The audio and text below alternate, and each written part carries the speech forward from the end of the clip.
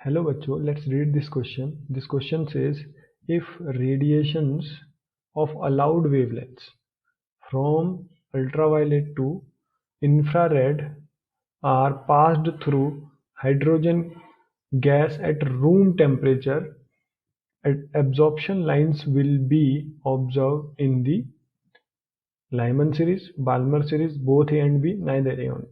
तो इस क्वेश्चन में हमसे क्या पूछा गया है कि अगर हम हाइड्रोजन एटम जो कि एट रूम टेम्परेचर पे है उसमें अलाउड वेवलेंथ के रेडिएशन को डालें अल्ट्रावायलेट से लेके इंफ्रारेड तक, तो जो एब्जॉर्प्शन लाइन आएंगी वो कौन सी सीरीज में लाई करेंगी। तो इस क्वेश्चन का जो की कॉन्सेप्ट है वो है absorption spectrum of hydrogen atom, absorption spectrum of hydrogen atom.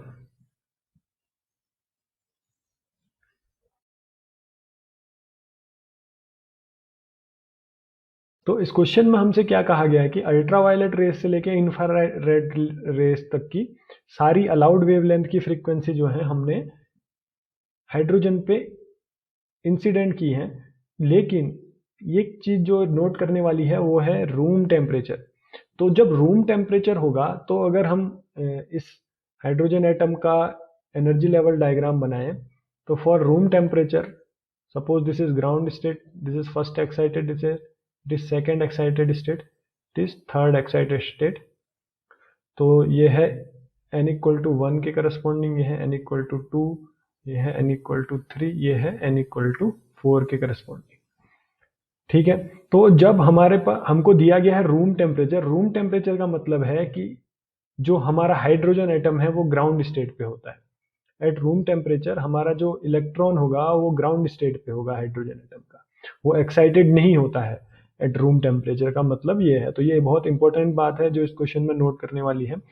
अब अगर कोई भी रेडिएशन आएंगे तो वो रेडिएशन क्या करेंगे, इस इलेक्ट्रॉन को हाइयर एक्साइटेड स्टेट में ले जाएंगे। अलाउड वेवलेंथ के हमको लिखा हुआ है, तो अलाउड मतलब कि या तो वो उसको 2 पे ले जाएंगे या 3 पे ले जाएंगे या 4 पे ले जाएंगे, इस तरीके से, या सो ऑन। तो हमें इस क्वेश्चन में क्या बताना है कि वो कौन सी सीरीज में जो है एब्जॉर्प्शन लाइन हमको मिलेंगी। क्योंकि ये ग्राउंड स्टेट में है तो ये ग्राउंड स्टेट से ज़्यादा कहाँ जा सकता है, फर्स्ट एक्साइटेड स्टेट में जा सकता है, या फिर सेकेंड एक्साइटेड स्टेट में जा सकता है, या फिर थर्ड एक्साइटेड स्टेट में जा सकता है, या फिर फोर्थ एक्साइटेड स्टेट में। तो ये जो सारी लाइनें होंगी वो ग्राउंड स्टेट से लेके कुछ हाइयर स्टेट तक जाती हैं। तो जब भी कोई जो लाइन होती है वो n इक्वल टू 1 से n equal to some 2 3 4 and so on n तक जाती है, n1 इक्वल टू 1 से लेके n2 इज इक्वल टू 2 3 4 तक, तो ये जो लाइन होती हैं इनको हम बोलते हैं लाइमन सीरीज। तो ये जो सीरीज होती हैं ये करस्पॉन्डिंग करती हैं लाइमन सीरीज के। तो ये सीरीज हमारी क्या है, लाइमन सीरीज में लाई करेगी।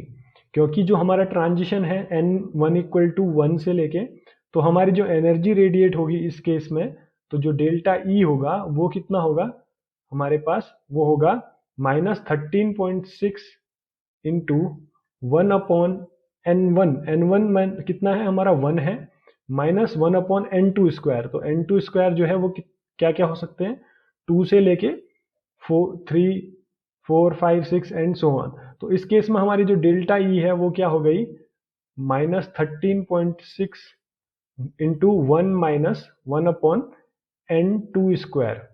तो जो n2 है वो कहाँ से कहाँ तक जा रहे हैं, n2 is equal to 2 3 4 and so on. तो ये जो सीरीज कहलाती है ये लाइमन सीरीज के करस्पॉन्डिंग आती है। तो ये जो इंपॉर्टेंट पॉइंट था वो था ग्राउंड स्टेट। अगर हमारा एक्साइटेड स्टेट में होता तो लाइनें जो होती वो 2 से शुरू होके और हाइयर एनर्जी लेवल तक जाती है, लेकिन हमारा ग्राउंड स्टेट में रूम टेम्परेचर पे जो हाइड्रोजन एटम होता है वो ग्राउंड स्टेट पे होता है। इसलिए जो हमारा करेक्ट ऑप्शन है इस क्वेश्चन का वो है option A, Lyman series. Balmer series नहीं हो सकता, क्योंकि बाल्मर सीरीज जो होती है n इक्वल टू 2 से n equal to 3 4 5 6 and so on ऐसे जाती हैं। तो वो स्टार्ट होती हैं, जो बाल्मर सीरीज स्टार्ट होती है वो कुछ इधर से होती है, 2 से शुरू होती है, ना कि 1 से। तो बाल्मर सीरीज हमारा जो है वो रॉन्ग आंसर हो गया। बोथ ए एंड बी नहीं हो सकता क्योंकि बी गलत है, तो ये भी सी भी हमारा गलत है। Option D neither A nor be, ये भी रॉन्ग हो गया क्योंकि हमारा ऑप्शन ए जो है वो करेक्ट है। I hope you understand this question well. Best of luck.